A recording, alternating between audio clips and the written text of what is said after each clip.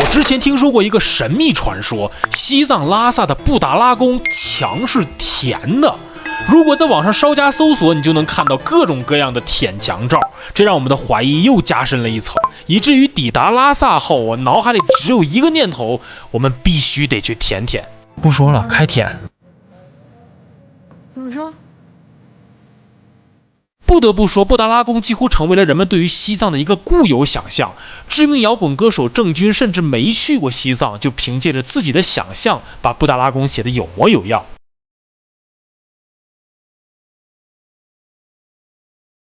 对不起，我对布达拉宫有一些误解，就是我一开始以为布达拉宫墙壁上那个之字形的是装饰，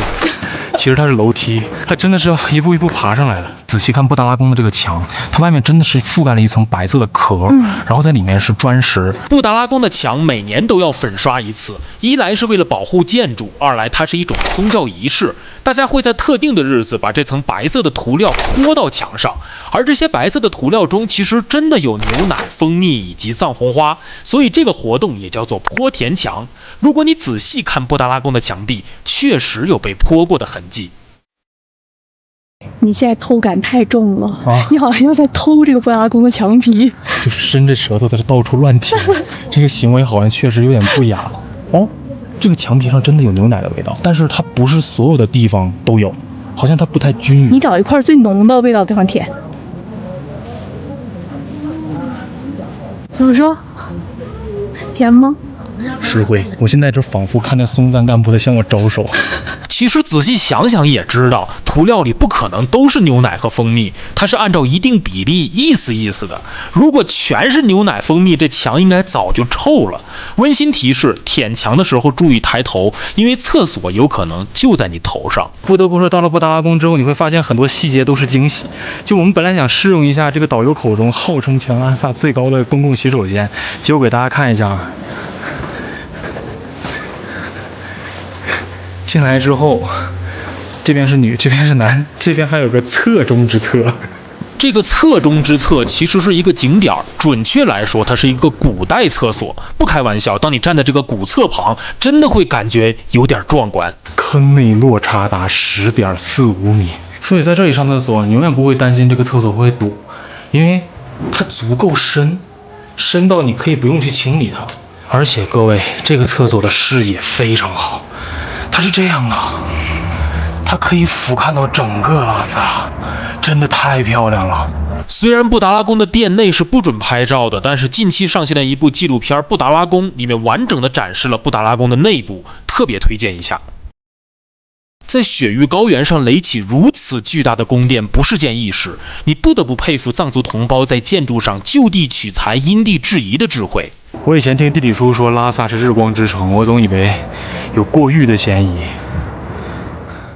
在日光极其强烈的拉萨，隔热避光是非常重要的议题，因此你可以看到宫殿部分墙体采用了白马草，这种材料既隔热又轻巧，窗户既小又有格栅，使射入室内的光亮大大减少。门口的巨大门帘是用牦牛毛织成，通风遮光。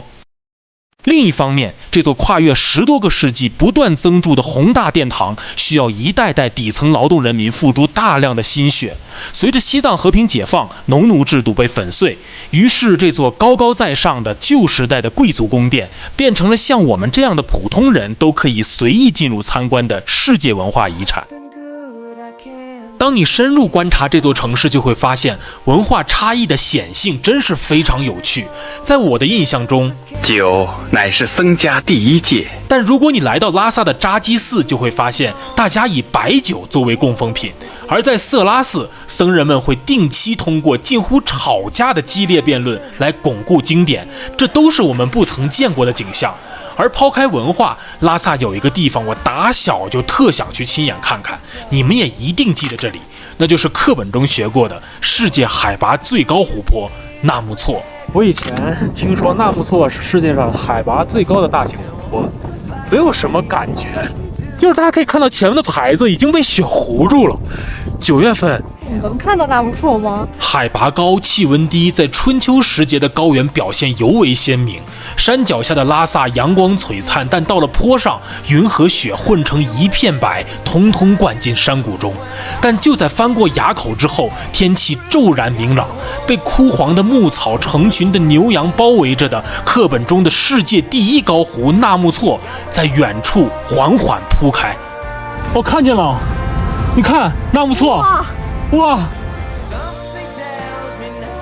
这座与雪山并肩靠在一起的高山湖泊是中国第3大咸水湖，但因为它的海拔太高了，到了冬天依旧能够结冰。而我们刚刚翻越的那座冰冷的高山，你应该也听过它的名字，它叫念青唐古拉山，是怒江和雅鲁藏布江的分水岭，也是我们地理中学过的内流区和外流区的分界线。我突然回想起盯着地理图册的小时候，以为这里难以到达，然而现在我们就站在它的面前。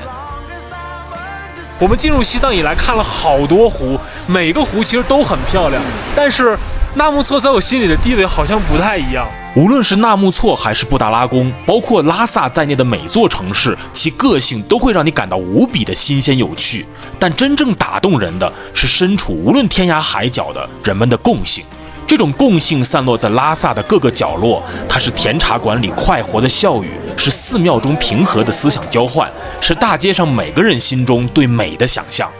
旅行的意义就是感受，这些或闪耀或朴素的碎片，在我们30岁时成为了我们人生中的一部分。